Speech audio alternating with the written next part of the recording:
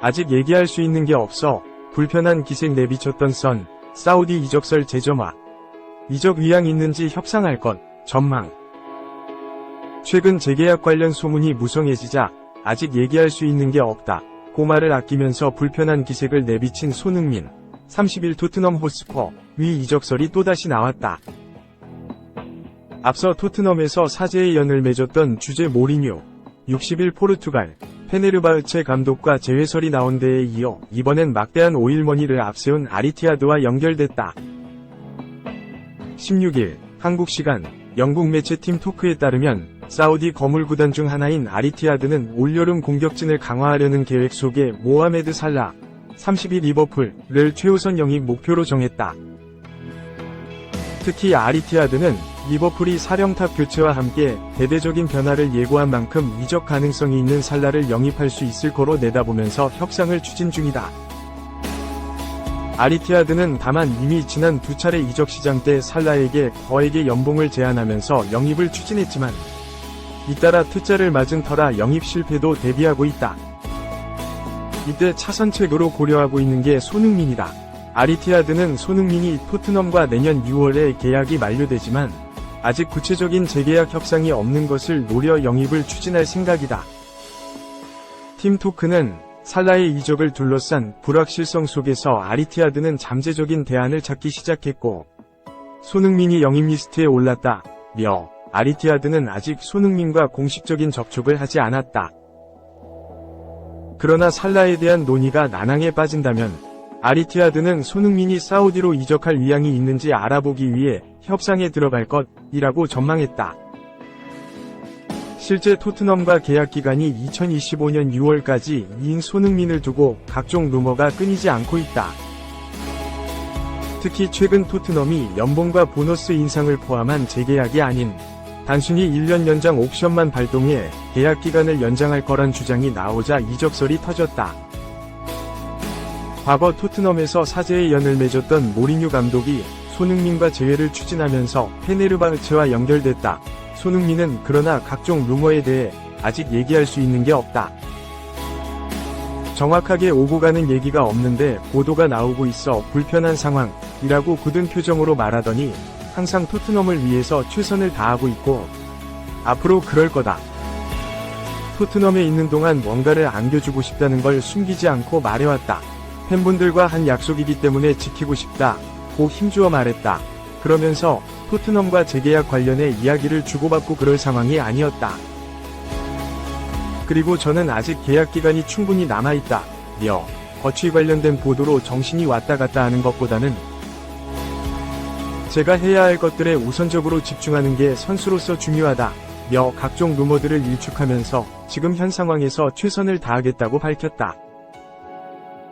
더군다나 손흥민은 이미 지난해 여름 사우디 한 구단이 무려 49만 3천 파운드, 약 8억 6,700만 원에 달하는 주급을 제안하며 영입을 추진한다는 보도가 나오자 돈보다는 축구가 중요하다.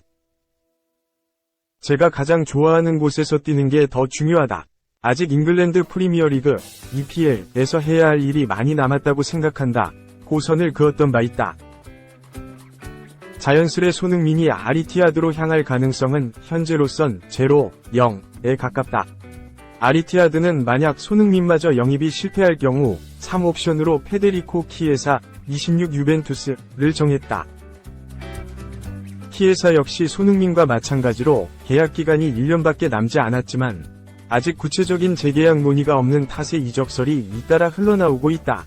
AC 밀란과 AS 로마 등과도 연결되고 있다. 지난 2015년 여름 바이어 레버쿠젠을 떠나 토트넘 유니폼을 입은 손흥민은 지금까지 핵심으로 활약을 펼쳐왔다. 이적 첫 시즌은 적응 등을 이유로 고전했지만 이후 시간이 지나면서 적응을 마치고 발전을 거듭하면서 매 시즌 두 자릿수 득점에 성공하는 등 눈부신 퍼포먼스 속에 에이스로 발돋움했다. 실제 손흥민은 지금까지 토트넘 유니폼을 입고 통산 408경기를 뛰면서 162골 84도움을 기록했다. 1882년 창단한 토트넘 역사를 통틀어 400경기 클럽에 가입한 선수는 손흥민까지 14명밖에 되지 않는다. 이 가운데 유럽이 아닌 다른 대륙에서 온 선수는 손흥민이 유일하다. 토트넘 역사상 최다 득점 단독 5위이기도 하다. 손흥민은 이 기간에 비록 우승과는 인연이 없었지만 2021에서 2022 시즌 EPL 득점왕 23골에 오른 데다 2020에서 2021 시즌에는 잉글랜드 프로축구선수협회 올해의 팀에 선정되는 영광도 누렸다. 2020년 국제축구연맹 푸스카스상을 수상하고 2019년과 2022년 세계 축구 최고 권위를 자랑하는 발롱도르 후보에 올랐다. 2. 충격. 다이어가 1인자인 진짜 이유 드러났다. 김민재 방출설 나온 이유이기도. 연봉이 가장 낮다. 연봉 싼 선수가 미넨 최고의 선수. 이해가 가지 않았다. 잉글랜드 프리미어리그 토트넘에서 방출 1순위였던 에릭 다이어가 독일 명가라는 바이에른 뮌헨으로 와서 이토록 찬사를 받는 것이 그 궁금증이 드디어 풀렸다. 일단 바이에른 뮌헨의 바뀐 선수 연봉 정책을 살펴봐야 한다. 바이에른 뮌헨이 선수 영입에 큰 돈을 지불하지 않는 것으로는 이미 유명했다. 연봉은 그래도 명가다운 대우를 해줬는데 이마저도 바꿔버렸다. 짠돌이 바이에른 뮌헨으로의 재탄생이다. 최근 바이에른 뮌헨은 더욱 엄격한 연봉 전략을 구축했다. 선수단 연봉을 더 줄인다는 것이다. 선수 연봉에 많은 돈을 쏟아붓는 시대와의 이별을 선언했다. 막스 에베를 바이에른 뮌헨 단장은 선수단 연봉 체계가 더욱 엄격해지기를 원한다. 급여가 보장되고 자동 인상되는 시대는 끝났다. 재정적으로 느슨해졌던 최근 몇 년 동안의 방식을 바뀔 것이다. 구단 내부에서 일부 선수들이 자신의 위치에 너무 익숙한 나머지 경쟁을 위해 싸울 필요성을 상실했다는 느낌을 받았다고 말했다. 에베르 단장은 최근 킬리안 음바페를 영입한 레알 마드리드를 향해 분노의 목소리를 내기도 했다. 그는 어느 순간 모든 돈이 시장에서 빠져나가면 클럽은 사업할 것이 아무것도 남지 않을 것이다. 우리는 수억 달러에 대해 이야기하고 있다. 어느 순간 폭발할 것 같은 느낌이 든다. 어느 순간 과포화 상태가 되고 사우디아라비아가 올 것이다. 라는 기분이 좋지 않다. 공정하게 말하면 지금 시장이 그렇다. 돈이 시장에서 빠져나가고 있다. 어떤 클럽도 이로 인해 이익을 얻지 못한다. 선수, 가족, 에이전트 모두가 이익을 얻는다. 하지만 클럽은 이익을 얻지 못한다. 과거에는 적어도 클럽도 돈을 벌었다. 돈의 순환이 멈추고 있고 클럽의 이익은 점점 줄어들 것이라고 목소리를 높였다. 에베르 단장의 연이은 작심 발언. 바이에른 뮌헨의 재정 상황이 좋지 않다는 것을 암시하고 있다. 때문에 바이에른 뮌헨은 최대한 돈을 아껴야 하고 그렇게 하려는 모습을 보이고 있다. 다이어가 바이에른 뮌헨 센터백 1인자인 이유가 여기서 나온다. 다이어가 바이에른 뮌헨 센터백 중에 가장 연봉이 낮기 때문이다. 센터백 연봉 1위는 마타이스 데 리흐트의 1600만 유로, 238억 원, 다.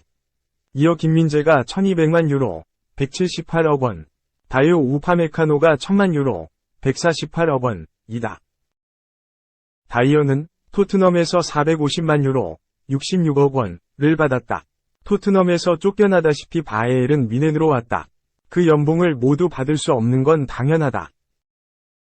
현지 언론들은 다이어가 연봉 절반 정도를 삭감했다고 전했다. 그렇다면 다이어의 연봉은 33억 원 수준. 다른 센터백과 엄청난 차이가 난다. 더불어 다이어의 이적료도 거의 들지 않았다. 임대를 한 후 완전 이적 조항을 발동했다. 이렇게 싸게 영입하고 연봉도 낮은 선수. 바이에른 뮌헨 입장에서는 최고의 선수다.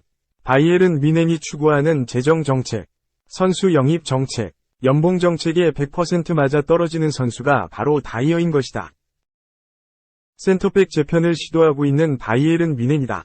방출 1순위는 데 리흐트. 이미 구단이 이별을 통보했다는 기사도 나왔다. 선수로서 경쟁력, 경기력 때문이 아니다. 이유는 단 하나, 비싼 연봉 때문이다. 연봉으로 인해 구단과 불화를 겪은 데 리흐트가 떠난다는 소식은 꾸준히 나왔다. 김민재와 우파메카노 방출설이 계속 나오는 이유도 마찬가지다. 그들이 연봉이 높은 센터백이기 때문이다. 이런 바이에른 뮌헨의 방향성을 증명할 수 있는 확실한 증거. 이토 히로키 영입이다. 히로키의 연봉은 600만 유로, 89억 원 수준이다. 바이에른 뮌헨이 격하게 환영한 이유다. 바이에른 뮌헨에서 오는 여름 이탈할 수 있는 이름들. 그들의 공통점은 연봉이 높은 선수들이라는 점. 해리 케인을 제외하고 마누엘 노이어, 조슈아 키미히, 르로이 사네, 세르주 그나브리 등 이적설이 꾸준히 나오고 있는 선수들은 바이에른 뮌헨 내 최고 연봉자들.